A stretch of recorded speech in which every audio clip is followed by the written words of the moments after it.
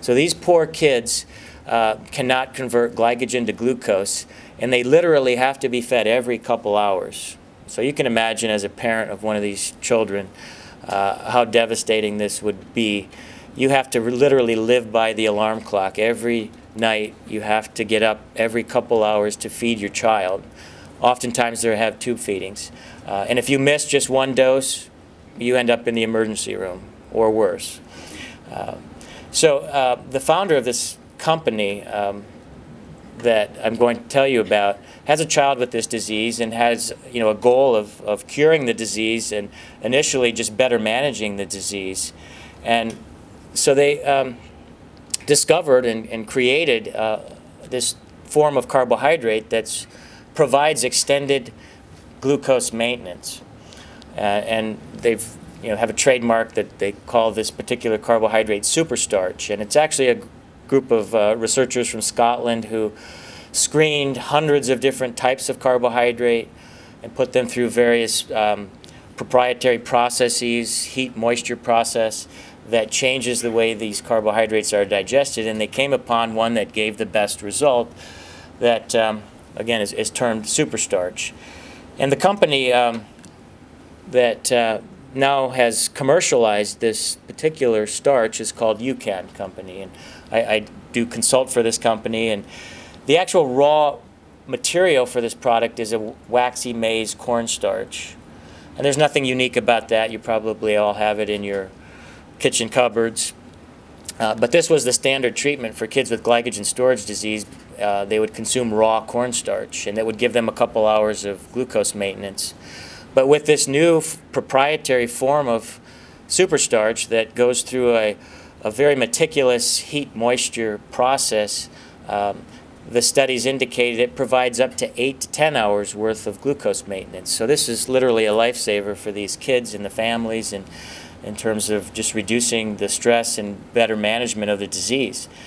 Well, the company quickly realized there were applications outside of glycogen storage disease for this type of carbohydrate, and so they initially focused in the sports nutrition space, and I think as of about 2 years ago have been commercially, have a product commercially available that they're selling to athletes. And it's a very large molecular weight carbohydrate, and because of that it has a very low osmolality, and so it's very gentle on the stomach.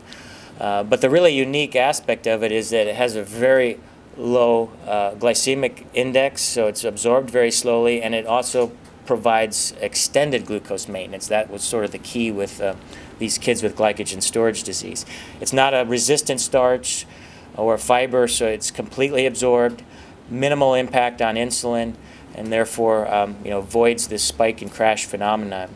And this is an example of the glucose profile after ingestion of, I believe this was 35 grams of the starch.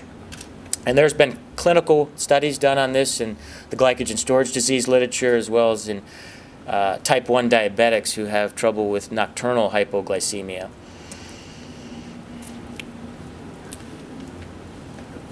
So let me switch gears a little here and talk about burning fat during exercise. And incidentally, we have published one study with the UCAN in athletes showing that it does in fact promote greater fat oxidation during exercise compared to an equivalent amount of maltodextrin. And so there's a lot of high-profile athletes and collegiate and professional sports teams now that are using UCAN, and I really think it's going to be a game changer in terms of a real innovation in the sports nutrition and sports drink industry. But in sports nutrition, there's always been this understanding or appreciation that if you can train an athlete to burn fat more efficiently, that's a good thing because it spares glycogen. And so there's been many different approaches or strategies to enhance fat burning. And you can see a few of those there. These are the fat burning formulas, the fire starter and Ignite and so forth. These are also weight loss applications here, but many of the athletes are using these to potentially burn more fat. And if you look in the literature, there's some support for things like caffeine and green tea extract that they have a subtle effect on shifting your metabolism over to burning more fat relative to carbohydrate. But compared to a well-formulated low-carbohydrate diet, this is like a pea shooter versus a bazooka. But very little research on low-carbohydrate diets compared to, say, caffeine, where you can find hundreds of studies done examining the effects of caffeine on endurance, performance, and metabolism. But I'm going to share with you what we do know about low-carbohydrate diets and performance. And again, I'll mention Steve Phinney, who was been a pioneer in the area of low-carbohydrate diets in general. But what fascinated me most about Dr. Phinney, before I even met him, when I was interested in low-carbohydrate diets in the early 90s, was that he actually did a study in athletes. And many of you might be aware of his work done in the early 80s with keto adaptation and understanding the physiologic adaptations. But one of those studies was actually done in high-level cyclists. So he's had an interest in performance as well as the clinical applications as I have. So he wrote a very nice review paper. It's one of the really only peer-reviewed papers out there on this topic in Nutrition and Metabolism back in 2004. And in that article, and Steve and I have had many long discussions about low-carbohydrate diets, especially related to performance. But this idea, goes back well before Steve's work. And some of the best evidence that we have that people can perform large amounts of exercise on virtually no carbohydrate are European explorers who came to America and lived among the Aboriginal groups here, and the Inuit, for example. And Schwatka was one of the most well-known and wrote about his experiences and really alluded to what we now know from science, that to really perform in the face of very little carbohydrate requires at least a 2 or 3 week period of adaptation. And you can read the quote here.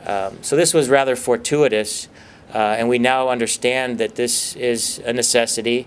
And Steve actually coined the term keto adaptation to describe this process. So what is keto adaptation? You heard a little bit about ketones yesterday. They're very misunderstood among physicians and healthcare professionals and dietitians. You heard about the difference between nutritional ketosis and ketoacidosis, so I won't go over all that. But keto adaptation is a process that occurs over a period of 2 to 3 weeks. It's a very well-orchestrated, coordinated set of metabolic adaptations that occur. It's rather remarkable, really. And there's been some tremendous research on keto adaptation, mainly in the context of starvation, done back in the 60s and 70s. And what happens during the first few days of starvation or very low carbohydrate diets is that the body starts to break down fat at a very high rate. A lot of those fatty acids get delivered to the liver, and they get converted to ketones. The ketones initially start to fuel the muscle, but after a few days, the majority of the energy for muscle is derived from fatty acids, and the ketones are actually spared for the brain. So it becomes very good brain food. And when ketones are above about 1 millimolar, the brain can extract over half of its energy use from ketones. So it's not a glucose-dependent organ. It's only glucose-dependent if you're consuming carbohydrates, but can actually adapt to using ketones and lactate very efficiently.